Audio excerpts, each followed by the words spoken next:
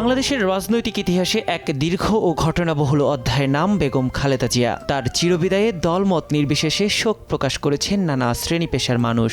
সঙ্গীতশিল্পী সাজিয়া সুলতানা পুতুল শোক প্রকাশের পাশাপাশি তুলে ধরেছেন বেগম খালেদা জিয়ার সঙ্গে নিজের শৈশবের স্মৃতি।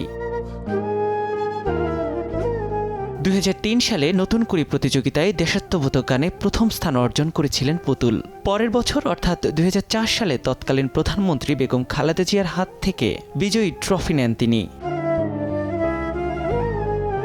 পুতুলের ভাষ্য, জীবনে প্রথম তাকে দেখেছিলাম শৈশবে, ছুঁয়েছিলাম তার তুলতুলে হাত। কি অভূতপূর্ব সেই অনুভূতি! বিজয়ী হওয়ার আনন্দের যে কোনো অংশে কম ছিল না তাকে ছুঁতে পারার আনন্দ।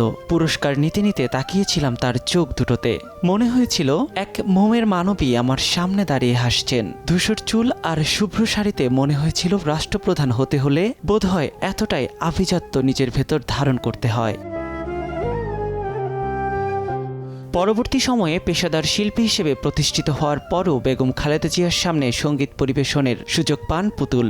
একই মঞ্চে দাঁড়িয়ে গান গাওয়ার সময় বেগম খালেদা জিয়ার স্নেহ ও উৎসাহ তাকে গভীরভাবে স্পর্শ করে। সেই অভিজ্ঞতার আলোকে গায়িকা লিখেছেন, ততদিনে সঙ্গীতাঙ্গনে পেশাদার শিল্পী হিসেবে যাত্রা শুরু করেছি। তিনি মঞ্চে বসে, তার ঠিক কয়েক হাত দূরেই দাঁড়িয়ে একই মঞ্চে গাইছি।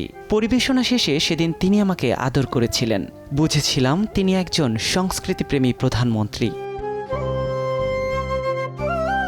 দেশের প্রথম নারী প্রধানমন্ত্রী হিসেবে লাখো তরুণীকে আত্মবিশ্বাসের সঙ্গে স্বপ্ন দেখার অনুপ্রেরণা দিয়েছেন বেগম খালেদা জিয়া। একজন সাধারণ গৃহবধূ হয়েও নেতৃত্বের সর্বোচ্চ পর্যায়ে পৌঁছানো সম্ভব, তার বাস্তব উদাহরণ ছিলেন তিনি। জন্মগত রাজনৈতিক উত্তরাধিকার ছাড়াই নিজের প্রজ্ঞা ও আত্মবিশ্বাসে 3 বারের প্রধানমন্ত্রী হওয়া বেগম খালেদা জিয়া ভালো থাকুন অনন্ত লোকে, প্রত্যাশা গায়িকার।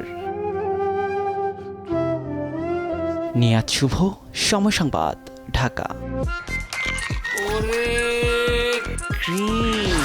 Fantastic Ore Cream Biscuit.